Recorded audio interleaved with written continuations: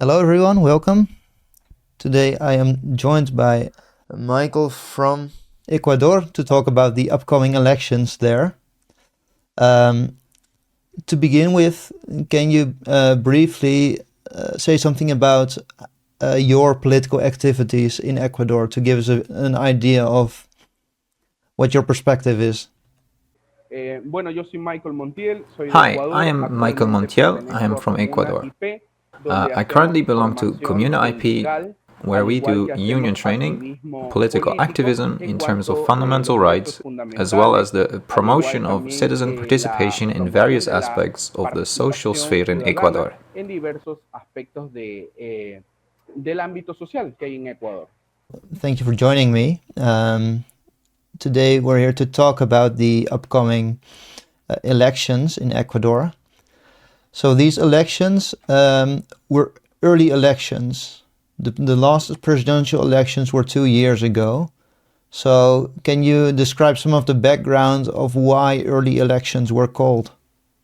Ok, las actuales elecciones se Okay, the llevan current elections a are held cabo after a después de first una round. primera vuelta, What does que it mean? significa que estamos en el We balotaje. are on the second ballot. El The presidente current actual, el president, que busca who is the one reelegirse, seeking no alcanzó re-election, más del did not 50% reach de more los than votos totales, 50% of the entonces total por eso votes. estamos en un So that balotaje. is why we are in a runoff. Él es He producto is the de un product of a proceso que process le that we call llamamos in en Ecuador Ecuador muerte muerte cruzada. cruzada, Su or antecesor, mutual death. Guillermo Lasso, His expiró predecessor, un Guillermo decreto Lasso, donde issued a decree disolvió la Asamblea where he Nacional y dissolved the él a su National vez Assembly, también and he salió in del poder. turn also Y de left allí power. se And llamaron from there, elecciones general generales elections y were vino el actual called, and the presidente, él es current producto de president eso. came. Pero más allá de eso, He's el the product anterior of that. presidente, Guillermo But Lasso, beyond that, the former él president, Guillermo enfrentó Lasso, faced diversas several social movilizaciones sociales mobilizations por due to sus his políticas anti-worker, anti-rights antitrabajadores, policies, and even antiderechos y necropolitics. sin duda una necropolítica. Entonces, So we are currently actualmente in a nos ballot encontramos en un where we find balotaje Daniel en donde se Noboa, encuentra representative of Daniel the right, Noboa, ideologically representante speaking, de la derecha and como Luisa tal, Gonzalez, ideológicamente who hablando, comes from the y progressive Luisa left. González, que viene There is del a great difference progresismo between de la them izquierda. because we are facing a Hay una polarized gran diferencia population. entre ellos porque Both have already been in power. nos He enfrentamos is a una currently in población power, and Luisa polarizada. Gonzalez En ese comes from the sentido, progressivism that ya was los dos also han in estado power en for el 10 poder. years. Él actualmente en el So poder that y is the Luisa González pues situation we viene are del now in progresismo que Ecuador. también fue poder durante 10 años. Entonces, en ese sentido, en ese momento justo nos encontramos ahora en Ecuador. So you mentioned that Daniel Noboa has passed some anti-labor laws or anti-popular laws. Can you give some examples? Él propuso, después de que él llegó y ganó las elecciones de 2023, él propuso After una he arrived consulta and won the popular. elections in Llamó al pueblo a 2023, he decidir proposed a popular entre consultation si to las enact a law empresas that when vienen a companies Ecuador a come to invertir Ecuador to en caso invest, de que haya in una case there is a controversia o que se dispute termine or ese if that contrato, lo contract is resuelva en terminated, cortes it should be internacionales, resolved in más no international en cortes courts and not nacionales. in national Eso courts. significa que Ecuador va a This means tener, that Ecuador por will así have, decirlo, so to una speak, a desventaja, ya disadvantage, que a nivel since at internacional, the mediante international los level, through lobistas, por lobbyists, so así to decirlo, speak, pues se mueven algunas some otras cosas other en things cuanto move económicamente. economically. También se trató el trabajo Hourly por work hora. was also Esto discussed. significa que This means actualmente en that currently in Ecuador Ecuador, existe un there is a contrato contract donde where los trabajadores workers have obtienen 8 8 hours horas a al day and día 40 a y a week. la semana como tal completan sus 8 horas, pero también a la semana. Él en la In the pregunta de la question of the consulta popular popular, él consultation, he planteaba el proposed trabajo por hourly hora, work, pero but más beyond allá de that, he eso, intended to él destroy the social pretendía security of the destruir el people. seguro social de Because las when you have personas, hourly porque al work, you do momento que not tú achieve that tienes el people trabajo por have hora, access no to a total logras que las security, personas accedan a that you un can take seguro care of social yourself, total, your que puedes family, have atenderte access to tú, tu medicines, familia, among acceder a other things. medicamentos, entre otras cosas. So what he Entonces, intended él lo was que that pretendía people, era eso, workers, era que las would not have personas, los access to trabajadores, social no tengan security. acceso a la seguridad social como le llamamos en Ecuador. Y como And as a último last punto, point, también a also través through the del Ministry of Ministerio del Labor at the Trabajo moment, actualmente he ha has called llamado a for consultas a consultations la to the Corte Constitutional Constitucional, que es el Court, máximo órgano which de is the highest body interpretación of legal jurídica en el interpretation in país, the country, para to resolve the disolver los collective contratos bargaining colectivos. agreements. Los contratos Collective colectivos bargaining son los agreements que le dan are the ones estabilidad a las that give personas stability to durante people un for a period of tiempo, time, a un good buen period of tiempo, time, casi 6 almost 6 años, years, al igual as que well as tienen economic estabilidad stability, to have económica benefits, para hacer facilitate mortgages, prestaciones, temas and también de provide for their hipotecas, families. temas So he called the court to dissolve this situation, which is detrimental to the state, in quotation marks, but what he wanted was to dissolve a collective bargaining agreement, which is also established in international norms, such as the ILO. So this is another situation that currently the Constitutional Court has already effectively dissolved collective bargaining agreements. So, beyond the elections, there is a current situation and some uprisings by the workers' sector due to the dissolution of these collective bargaining agreements. Then there are now the elections, plus the possible uprisings of the workers due to the dissolution of the collective bargaining agreements, which is what the government has achieved. These laws that you describe are obviously very beneficial to employers. I just checked the polls before we did this interview, and it seems to be a neck and neck race. So 50% will likely vote, about 50% for Daniel Noboa, about 50% for Luisa Gonzalez. So who are the people who are the popular base for voting for Noboa? Who are his constituencies? Daniel Noboa, el actual presidente, él mantiene una agenda. Daniel Noboa, the current president, has an agenda. This agenda is related to what the IMF, the International Monetary Fund, is proposing. In this sense, the International Monetary Fund is the one behind these measures. For example, to attack workers, to take away their social security, and also to seek hourly work. And obviously, with Daniel Noboa are the chambers of industry, the chambers of commerce here in Ecuador, which benefit completely. For example, during the presidency of Lenin Moreno, he managed to get the assembly to approve a law that was to strengthen dollarization. But it gave the companies the power to dismiss you from the company without giving you a severance payment for all of your years of work. There have been people who have been working in this company for 23 years, but because of this law made by Lenin Moreno, they were disassociated. They were fired with nothing. Daniel Noboa proposed during his 2023 campaign what he called a new Ecuador. The new Ecuador proposed a paradigm of moving away from the old politicians and him being the new one. As a result, according to the polls of a month ago, he manages to capture the votes of young people, he manages to capture the vote of the majority of women, and he also manages to capture the vote of the more urban, more populated cities. Cities such as Guayaquil and Quito, which are the largest and most populated cities in Ecuador. But the rural areas, which are outside the conurbation, go with Luisa Gonzalez. The part of the highlands where the greatest amount of chronic child malnutrition is concentrated, also the border area where there are also people who are neglected by the state, all these votes are collected by Luisa Gonzalez. But in the cities, the centers are taken by Daniel Noboa. So that is how the vote is distributed according to the polls of a month ago. Currently, Daniel Noboa is showing another attitude, which is no longer the new Ecuador that he proposed. Now he is getting more mixed up with that old Ecuador. We can also see that there are acts of corruption in his government. We can also see that there are no answers. For example, we are currently going through a very strong winter and we have the presence of the La Niña phenomenon, which has devastated rice and corn crops on the coast.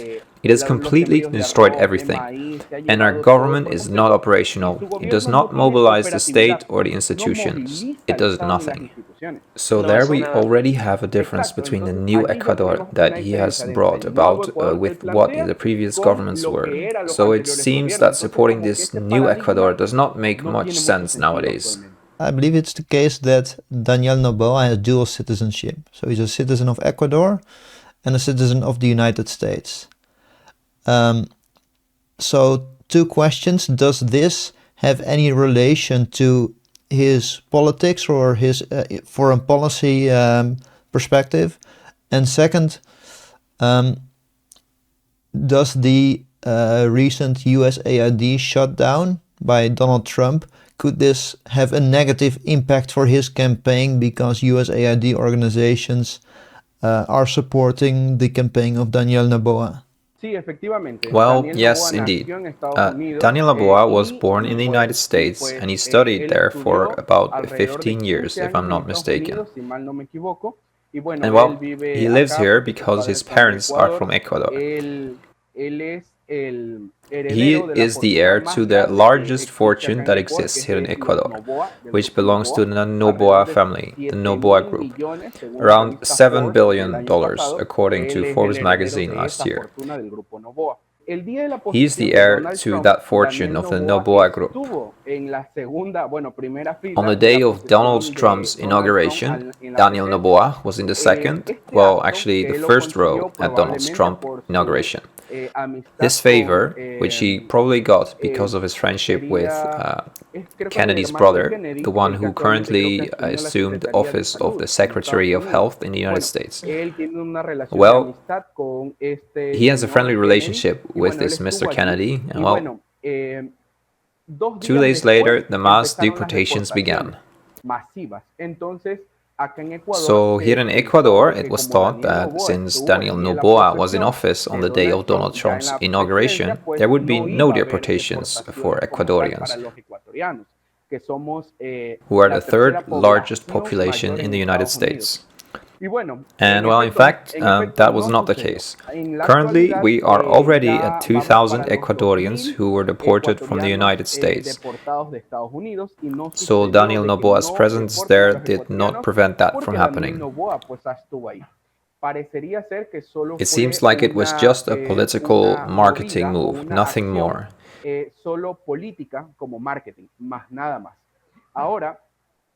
Now, we are already at 2,000 Ecuadorians who have been deported here. We still do not see what actions the government is going to take for this population that is returning to Ecuador, what they're going to do with the debts that they currently have. Their children are not yet in the education system and such. Some of them have deteriorated health conditions, but the government of Daniel Noboa has not shown up yet. As for his international relations as such, yesterday an international media reported that Daniel Noboa hired a lobbying firm to lobby for a meeting between Donald Trump and Daniel Noboa. They can have a meeting, but basically here in Ecuador, they are able to translate this to an electoral move because the elections are happening soon. The elections are in a month, then the lobbyist company, according to what this international media reports, that Daniel Noboa seeks to approach the government of Donald Trump and have a meeting there in the White House so that here in Ecuador the foreign policy is translated, because Ecuador is dollarized. It is the second country in the region that is dollarized, to maintain a close relationship with the United States, and that in turn will benefit the non-application of tariffs for Ecuador. Basically that. La presencia de USAID aquí en Ecuador, por los datos revelados por Elon Musk, si mal no me equivoco, el nombre de él.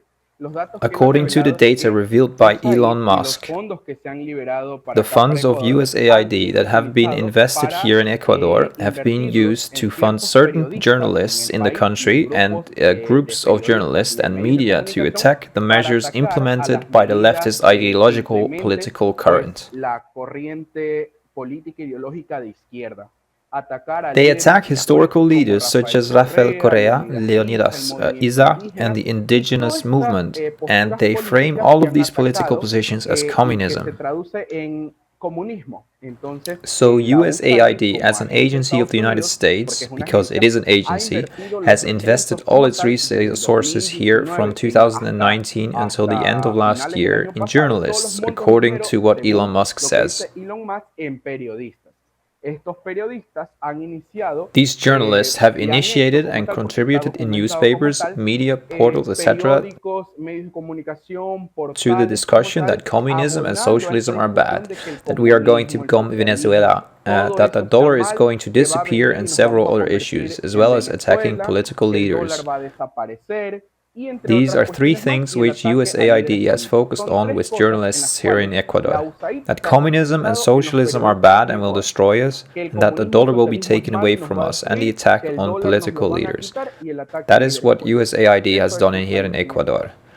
And on the specific question you ask about whether this could affect Daniel Noboa, USAID and these journalists contributed a lot, supported a lot, so to speak, to Daniel Noboa's campaign in 2023, since they sold him as the new Ecuador. If one goes and looks for their websites, they paid and supported what he proposed to be the new Ecuador. And that is driven by these portals with USAID support. Now to get to the other candidate, Luisa Gonzalez. Can you give a general description of her political profile? Where does she lie ideologically and what is her political background? According to the information that is known, because she already participated in the elections of 2023, in which Daniel Noboa won in the second round, Luisa Gonzalez is a 45-year-old lawyer. She comes from Manabi, which is a coastal province of the beaches. She is a Montuya, that is how she identifies herself, which means that she is a person from the countryside, an agricultural person. That is how she defines herself. She participated in the government of Rafael Correa, which was the most stable government and where the great social changes in infrastructure and rights took place in Ecuador from 2007 to 2017. At that time, she was Secretary of Public Administration. She came out of that government and she is the candidate for these elections. She currently brings together the sectors that are for human rights, nature rights, animal rights, pet rights.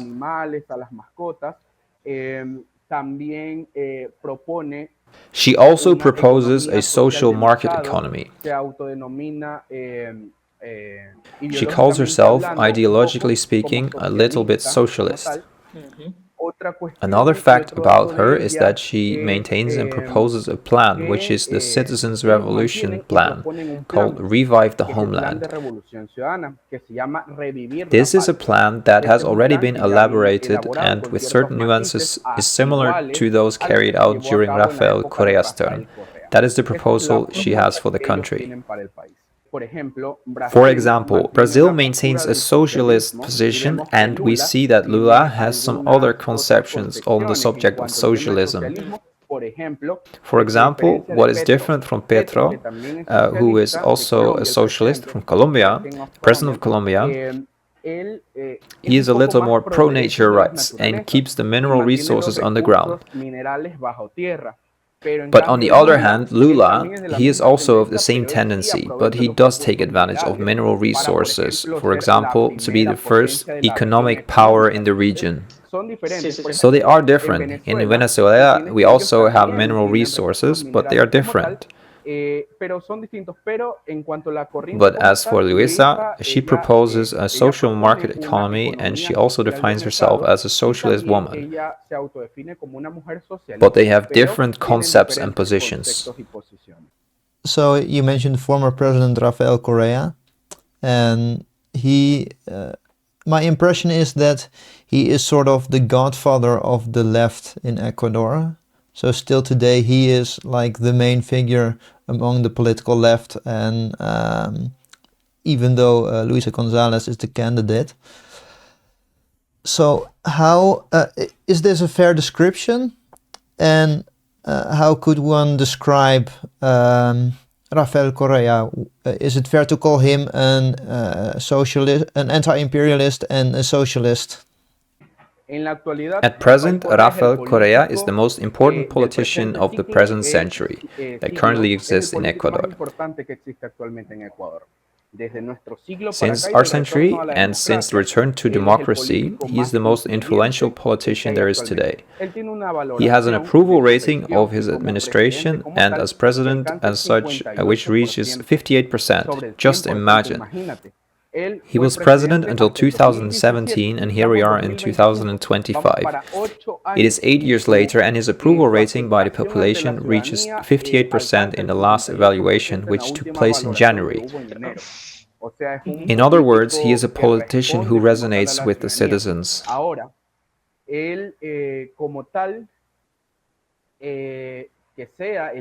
Now he is considered the father or godfather of the left. I differ a little because he also introduced an influx of centrist concepts, and the economy that he applied in Ecuador was more of a market economy. It was an economy that highly valued our resources.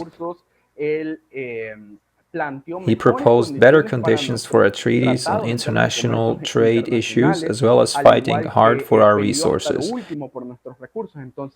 So he showed economic stability. Even with the sale of our oil, he maintained better negotiations.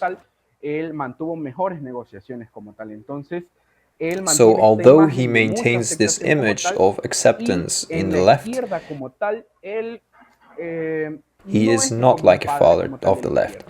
The current that currently exists in Ecuador, which is Correísmo, is materialized with the figure of Correa. Within Correísmo, there are also very important figures on the left and thinkers of the left. Currently, Luisa González gathers the current of Correísmo, the most progressive left and the traditional left. That was something unimaginable. That she gathers Correísmo, the most progressive left that talked about reproductive rights, which she has a strong position on. Reproductive rights, rights of nature, and also the more traditional left, a little more Marxist. So the figure of Rafael Correa, as I say, that is the perception that people have. He is a person who, during his administration, showed a very good stability for Ecuador. And, well, Luisa González, who is the candidate for the presidency, gathers these currents. He also calls himself an anti-imperialist, anti-colonialist person.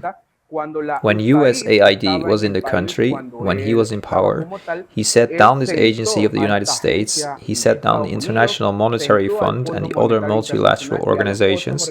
He sat down and explained to them what the government means for the country and what is going to be carried out. These agencies stopped investing in Ecuador, like USAID, and went to the United States and other countries. Other multilateral organizations also left, and Ecuador began its own negotiations. Once he left power, these agencies returned to Ecuador in 2018 and 2019. But Correa calls himself anti-imperialist, anti-colonialist, and pro-peace. So, how does Luisa González compare on these topics to Rafael Correa? Both maintain the same political line, ideologically as well, economically speaking too. And the model that she proposes for the country has its basis in the citizens' revolution and in the government of Rafael Correa that lasted 10 years and was the most stable in all senses in the country.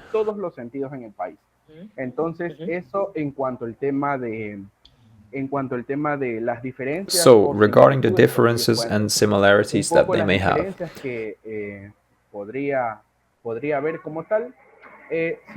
undoubtedly, Luisa maintains her personality. Undoubtedly, she is a personality that listens a little more, based on what we've seen.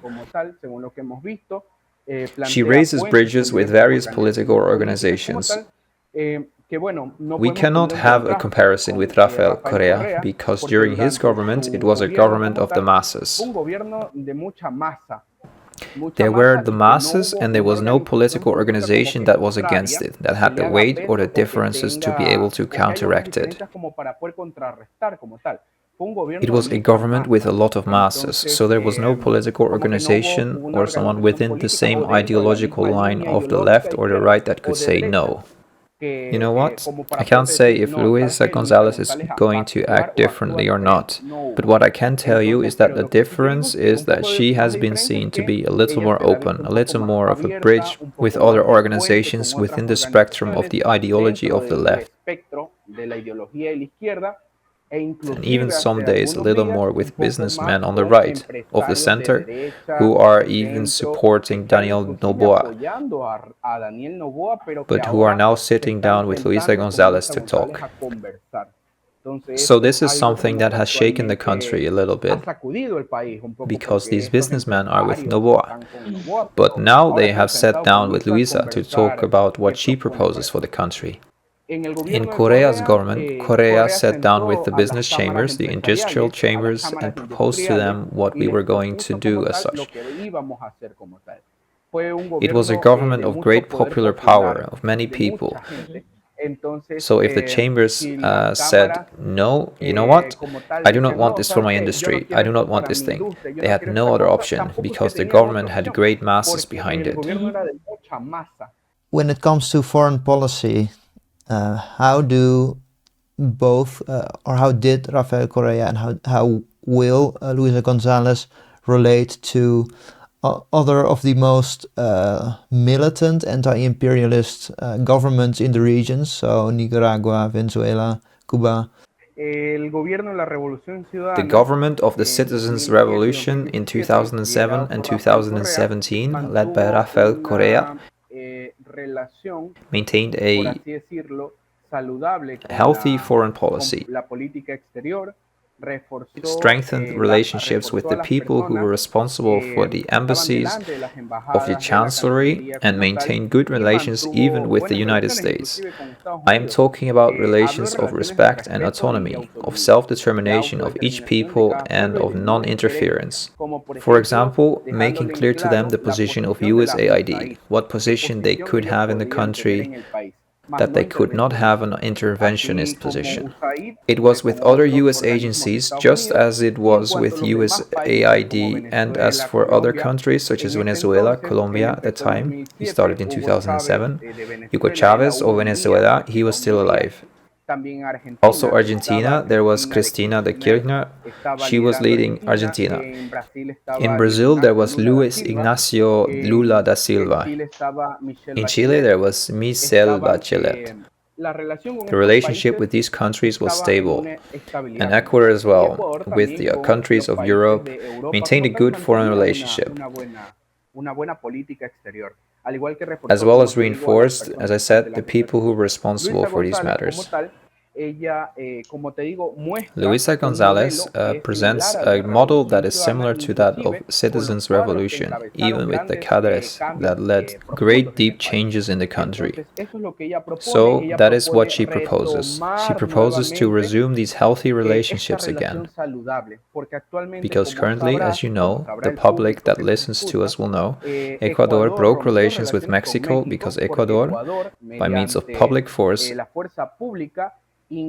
entered the embassy of Mexico here in Ecuador, removed a politician, Jorge Glass, who also belonged to the Citizens' Revolution, and removed him. This violates several international laws and conventions that we, as Ecuador, are signatories to, such as the non-interruption of soil of another country. For example, democracies that are disputed, such as Maduro's, do not do this, or Javier Milei, from the other ideological corner, does not do this either. And neither do other disputed democracies, but Noboa does. So this has been isolating us from international relations. They have been isolating us. So, Luisa Gonzalez proposes to resume the relationships with these countries, to re-establish the trade agreements that Daniel Noboa, well, has not given due importance, or has closed altogether. So, in that sense, that is what Luisa Gonzalez proposes, to have international relations again.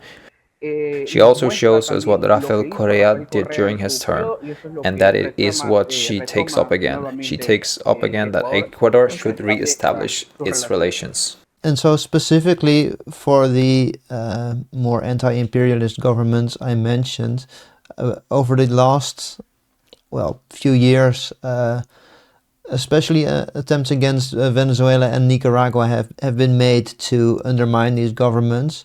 And for example, with the Nicaraguan elections in 2021, even countries like Mexico and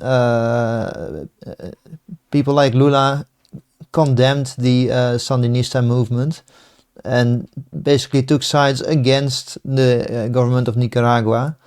So how do, I guess most relevant now is González, how does she relate to this question? In international law, there is a principle which is the principle of non-intervention and self-determination of peoples. In that sense, the statements made by the presidential candidate, Luisa González, on repeated occasions have been about respect for the self-determination of peoples, such as Venezuela, Nicaragua, Brazil, Mexico, as well as El Salvador, where there are also questions about the inhumane treatment of people deprived of their freedom, or as there is in Nicaragua with the determination of the president there and his wife, or Venezuela with Nicolás Maduro, and then in Brazil with President Bolsonaro, which was in 2021, if I'm not mistaken. The self-determination of the peoples to decide their history under their own rules. Then, in that sense, candidate Luisa González has been very emphatic that respect for the sovereignty of those countries and our country is a fundamental pillar in her foreign policy, which she will apply. That is what she has repeatedly said. Also for both people, how do they do or did they relate to countries outside the region which are at odds with the West, like China and Russia? During the government of Rafael Correa, between 2007 and 2017, he had much more rapprochement and exchange, not only commercial but diplomatic and economic, especially with China. China was one of the largest trading partners that Rafael Correa had in his decade, because his government lasted 10 years. It was a strategic partner where there was commercial exchange, where our oil was what it mostly centered on. Negotiations were made for contracts that already existed and for future ones, and they significantly improved the terms of oil income for us and for the populations where the oil was extracted. This is important because the company from which the oil is extracted causes certain environmental impacts, which obviously, as you know, as many here in the audience will know, this has an impact on the mostly indigenous populations, because oil here in Ecuador is extracted from the eastern part, where more than 55% of the indigenous population lives. Therefore, these contracts, which were signed by Rafael Correa, and thanks to the 2008 Montecristi Constitution, have significantly improved the situation of the populations where the oil was extracted, so that they can have schools, roads, housing, and also access to benefits, such as bonuses for their social condition, among other measures. His foreign policy towards China and Russia was mostly focused on China. China was a commercial partner that helped a lot to the citizens' revolution, and with Russia he always maintained good relations with Vladimir Putin. Rafael Correa even went to the Kremlin. It was always a position of respect. It was a position of self-determination for both peoples, but mostly and commercially there was not as much as there was with Xi Jinping in China. A situation regarding the issue of Luisa Gonzalez, she proposes to reaffirm these ties of brotherhood with China and of course with Russia. That Russia, as we know, has opened up a little more to the world. According to the terms she has used in different media, we should take advantage of that and reaffirm the position of Ecuador, and again, she mentions the re-establishment of our international relations. It's very good of you to mention the oil exports, because that's actually what I wanted to ask next. About a third of all exports of Ecuador are crude oil, and then some other mining exports. So resource extraction is very important for the economy in Ecuador. And how do the two candidates, so Luisa Gonzalez and Daniel Noboa, what are their proposed policies on how to handle these resources? So when it comes to privatization or nationalization and contracts with foreign mining companies. We need to give a little context to answer this question. Since in 2023 a popular consultation was held here in Ecuador that is extremely important. It is the Yasuni ITT. The Yasuni ITT referendum is about 3 important deposits here in Ecuador, located in the northern part of the country, which are Ispingo, Tambococha, and Tiputini. These are 3 deposits where the largest amount of oil is concentrated underground. But there are also indigenous populations there. But beyond that, there are uncontacted populations. There. We know that they are there. We have been able to register them, but they are not contacted and they do not want to contact the population. And they have self-determination according to international agreements and of course our constitution, which also contemplates the issue of peoples and nationalities and their self-determination. We cannot go to their communities and tell them, hey, here you are. Come, take them out of their communities, take them to other communities. You cannot do that. You cannot do that because they are not contacted and they do not want to be contacted. In these communities there are these 3 oil deposits which are important for the country because the largest amount of oil is concentrated there. Now, this referendum was held in 2023 where the people were consulted, and if they decided that this oil should be underground or if they decided that the Ecuadorian state should intervene in the communities and install plants and the crude oil could be extracted. But the situation was carried out in 2023 and the no vote won. The no vote meant that the crude oil should remain underground. The voters voted that the crude oil should be underground and that the state should not intervene there. However, the state has opened some oil fields near these points. But this has been done in a highly camouflaged fashion. Of course, this is because it's the black gold, as it's called. So in this popular consultation, it was also decided that the deposits that are opened nearby must be closed. So, well, this popular consultation was won and these plants must be closed and these communities must not be disturbed. After this vote was the first round of the presidential election in 2023, where Daniel Noboa won and Luisa Gonzalez lost. In the second round, this is important, Daniel Noboa was in favor of keeping the crude oil underground. He was in favor of Yasuni. But once he came to power, he has not completely closed the wells that are close by. He has not respected the self-determination of the people. He has sent other people to intervene in the communities, so he has not respected them. Luisa Gonzalez in the second round said that the resources that are there in the ITT are important. Those resources are already important, but obviously she respects what the citizens did, but she considers that it is much more profitable to have those oil resources that are there in Yasuní, in the ITT, for the communities themselves, but it's also that these communities do not want to be contacted. So we are in a dilemma, but Luisa Gonzalez said that she was going to respect it. Now, these organizations that pushed for the crude oil to remain underground have now joined the candidacy of Luisa Gonzalez, because Daniel Noboa disrespected the popular consultation.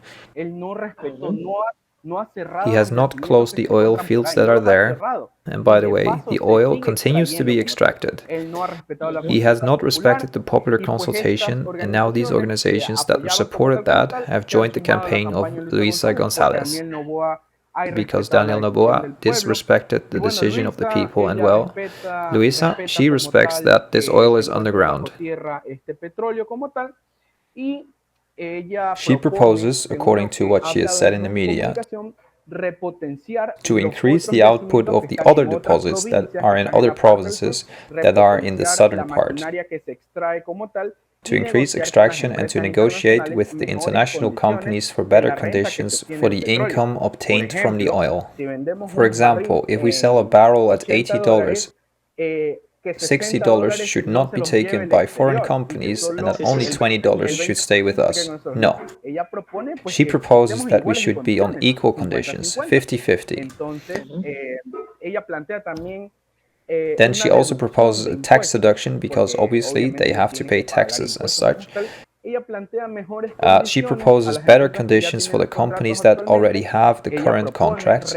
She proposes to upgrade the machinery that extracts oil, to upgrade the fields, to invest there and to negotiate better conditions so that the income stays in the country. Daniel Noboa, on the other hand, has not talked about the subject. He has not referred to the subject because he already comes with a precedent. So he does not want to bring up a situation that compromises him politically because he did not keep his word. And having lied, it is a political way. But his silence says a lot. A little extra information about the issue of the Sacha field. A week ago, a story broke that Noboa was negotiating under the table, camouflaged. He was negotiating the sale of the oil field, which is the first oil field with the highest production that produces 6,500 barrels a day. Just imagine, 6,500 barrels a day. So that he was selling to a Canadian company that was also merged with a Chinese company. It was Canadians and Chinese that were buying this oil field of Ecuador in violation of our constitution.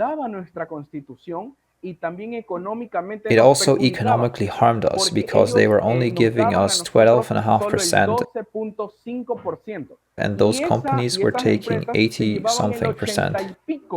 Just imagine. It was a terrible issue and this blew up. And the people rose up.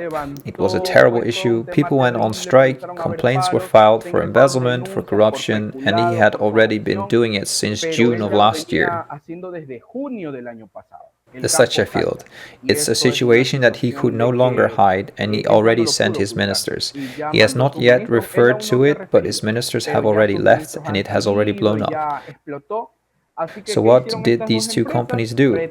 They withdrew their proposal to buy the Sacha field, and there was no business, but it was proven that Naval was selling the oil field. Alright, so that brings me to my final question, and the short version is who is going to win? And the reason I ask is, in 2021, there were elections and polls predicted that the left would narrowly win, but the left lost. And in 2023, there were elections again, and polls predicted again that the left would narrowly win, and the left lost again. And now there's elections again, and the polls are once again predicting that the left will narrowly win. So, what, in your estimation, are the chances of having a repeat of this situation?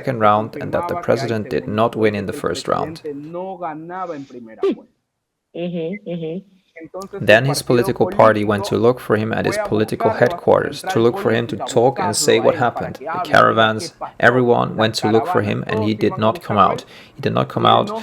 He did not show his face neither in social networks, nor in stories, nor personally. Nothing, nothing, nothing, nothing, nothing. The second day, the following day, he also did not appear in anything, nowhere. He did not give any speeches, he did not say anything, there were no communiques, there was absolutely nothing. That same day, Luisa Gonzalez appeared and said that the fight for everyone, for all, for the whole country as such, is in the second round, that it was already known that there was a second round and that she cannot sell something that is unrealistic. The president did not speak until the third day. After that, just in an interview he had, he said that people were threatened and that the people who voted for Luisa Gonzalez were criminals and drug traffickers. That was something so unreal, because the sectors that voted for Luisa Gonzalez are in the rural areas, and they are people of very scarce resources, and he labeled them, and he labeled us, because I am from the coast where we voted mostly for Luisa Gonzalez, and he called us drug traffickers. That is something very painful, because our country has very high levels of poverty, and for a person, for him to come and tell us that we are drug traffickers is an issue that is very hard for our region.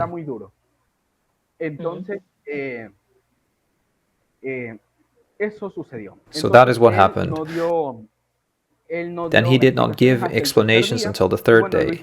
Luisa Gonzalez went out to the media the next day saying that the people who voted for her are important, and those who voted for Daniel Noboa are also important, because we are in a democracy and we all matter. Everyone, everyone, everyone, everyone.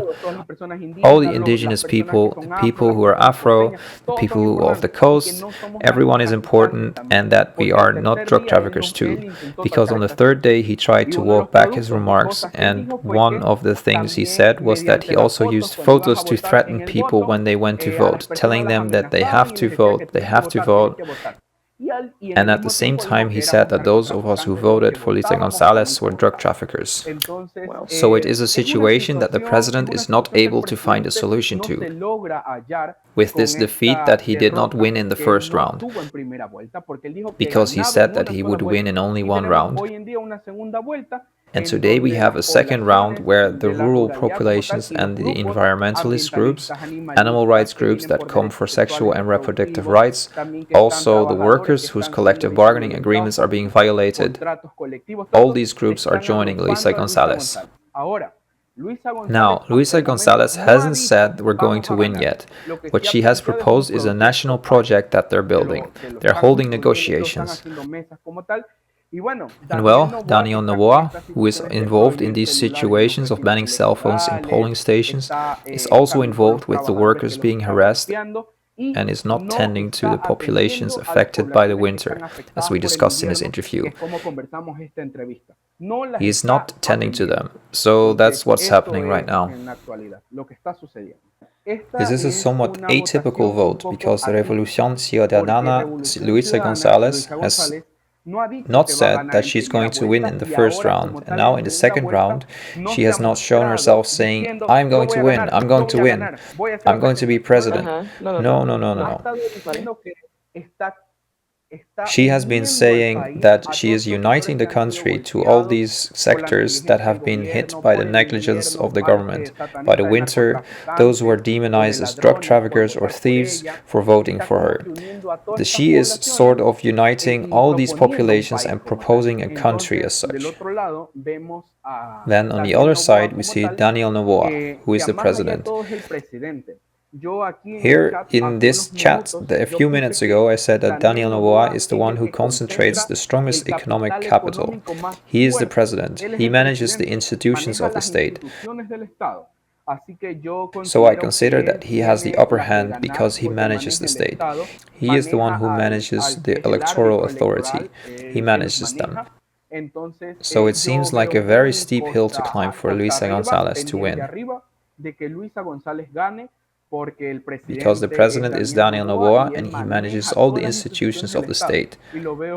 And I see it very unlikely that Luisa Gonzalez will win. What can be seen is that all these sectors are uniting, but I do not know if it is enough to face Daniel Noboa and all the economic power that he and his economic groups have. Plus the fact that he is the president and manages the forces, the armed forces of Ecuador and the institutions. I don't know if it's enough for all the people to unite against him. I think he has the upper hand. He has all the conditions. He has the economic and political power, and you have the institutions. He has all three. I think it is very unlikely that Luisa Gonzalez and all these little sectors that have joined together can win against Daniel Noboa, realistically speaking. I see that situation as highly unlikely. Well, thank you so much for your time and for your insights. Thank you so much.